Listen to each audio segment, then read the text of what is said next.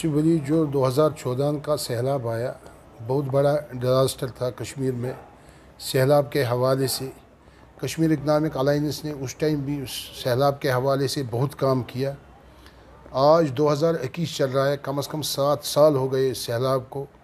आज 7 सितंबर था, वो भी था 7 सितंबर 2014 में जब सैलाब आया कश्मीर में। बहुत काम किया कश्मीर इकनॉमिक अलाइंस ने सैलाब के हवाले से। चाहे यहाँ के दुकानदारों के लिए हमने काम किया, यहाँ के ट्रांसपोर्टरों के लिए हमने काम किया, यहाँ के टूरिज़म सेक्टर के लिए कश्मीर इकनॉमिक अलाइंस ने काम किया। उसके बाद जो हमने कैलकुलेशन की सैलाब के हवाले से कितना लॉस था सैलाब के हवाले से पूरे कश्मीर में, कम से कम 1 लाख करोड़ सैलाब के हवाले से लॉस था कश्मीर में, जो हमने कैलकुलेशन की कश्मीर इकनॉमिक अलाइंस की तरफ से। 2021 में भी कोविड आया। उसके बाद जब हमने कैलकुलेशन की, कम से कम 50,000 करोड़ के करीब 2016 से 2021 तक यहाँ की बिज़नेस कम्युनिटी का लॉस था। मगर हमने बार बार उस टाइम भी यहाँ की एलजी सरकार को अपील की, प्रिंट मीडिया के ज़रिए, इलेक्ट्रॉनिक मीडिया के ज़रिए, कम से कम हमारा 50 करोड़ का लॉस है इस वक्त बिज़नेस कम्युनिटी को। आप बड़े रिहेबिलिटेशन पैकेज का ऐलान कीजिए ताकि जो यहाँ की बिज़नेस कम्युनिटी है वो संभल जाएगी। मगर बदकिस्मती की बात है, उस पैकेज के हवाले से कोई बड़ा ऐलान नहीं हुआ एलजी सरकार की तरफ से। मेरे ख्याल से बिज़नेस कम्युनिटी के हवाले से ताबूत में आखिरी कील होगा बिज़नेस कम्युनिटी के हवाले से, अगर सरकार ने कोई कदम नहीं उठाया रिहेबिलिटेशन के हवाले से यहाँ की बिज़नेस कम्युनिटी को, चाहे यहाँ का दुकानदार हो, चाहे यहाँ का ट्रांसपोर्टर हो, चाहे यहाँ का होटल वाला हो, चाहे यहाँ का हाउस बोट वाला हो, जितने भी तबकाई फ़िक्र के लोग हैं बिज़नेस कम्युनिटी के हवाले से, सरकार को बड़ी पैकेज का ऐलान करना चाहिए। मेरे ख्याल से तभी यहाँ का बिज़नेस संभलेगा।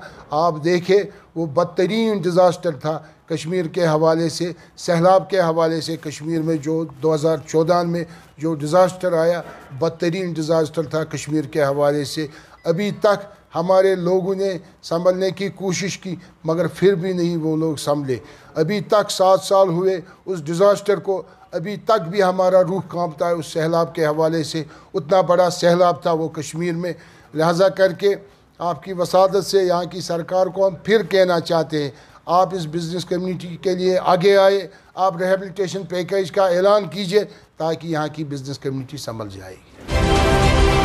देखिए, हम 7 साल के बाद आज जो 7 सितंबर फेस कर रहे हैं, actually 7 years after we face the floods.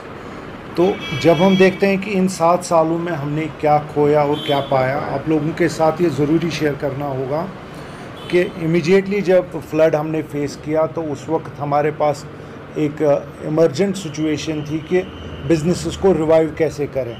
और हमने देखा उस वक्त के गवर्नमेंट के पास हमें बहुत टाइम लगता और इंश्योरेंस वाले भी लचक दिखा रहे थे। तो we immediately took matter with the judiciary, court में चले गए हम, हाई कोर्ट में, और जिसके नतीजे में 2,800 crore with in 3 months after floods. मगर उसके बाद जो हमने रिवाइवल पैकेजेस मांगे फ्लड के दौरान की गवर्नमेंट को, उसमें मान लीजिए माइनर कुछ आ गए थे जो कि मेरे ख्याल से बिजनेसेस के लिए माने नहीं रखे। आपके साथ में ये शेयर करूं कि वर्ल्ड बैंक भी इंटरवीन हुआ। वो वर्ल्ड बैंक इंटरवेंशन भी आज आप अगर अपनी जगह आप मालूम करें, जो उन्होंने फंडिंग दी कुछ प्रोडक्ट्स में, आज भी वो कंप्लीट नहीं है 7 साल के बाद। होम मिनिस्टर के पास गए, यूनियन फाइनेंस मिनिस्टर के सामने ये बातें सारी रखी कि यहाँ के लिए हमने रिवाइवल पैकेजेस जो है कि एक J&K के तर्ज पे आपको बनाना होगा, पूरा कश्मीर सामने रखना होगा, तब जाके यहाँ के बिजनेसेस को सपोर्ट मिलेगा। तो ये बिजनेसेस जो मार खाए हैं आज तक यहाँ से लोग, तो हम चाहते हैं कि बिज़नेस रिवाइवल पैकेज जो है ये मिलना चाहिए और ये यहाँ के बिजनेसेस के लिए बहुत अहम और मायने रखता है।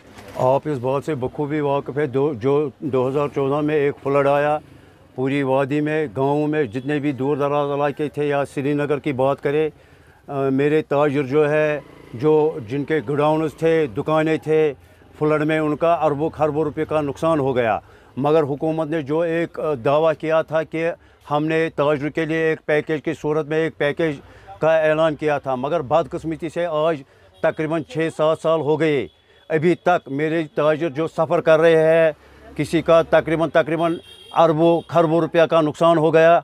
अभी वो ताजिर नहीं संभल रहे हैं, क्योंकि जो हुकूमत ने एक बुलंद बहुत दावे किए थे कि हम ताजिर के देखभाल के लिए जितना भी मुमकिन सके हम करेंगे, मगर हुकूमत ने एक खोखला वादा दिया और ताजिर की जो एक उम्मीद थी, लेकिन वो उस हुकूमत उस पर पूरा नहीं उतर सके कि हमारे जो ताजिर बिल्कुल ख़त्म हो गए हैं, जिनके पास खाने पीने को कुछ नहीं है, उनकी जो परिवार है वो भूखे प्यासे मर रहे हैं। लिहाजा मेरी हुकूमत से गुजारिश है कि ताजिर के साथ एक अच्छा सा पैकेज का दोबारा ऐलान किया जाए।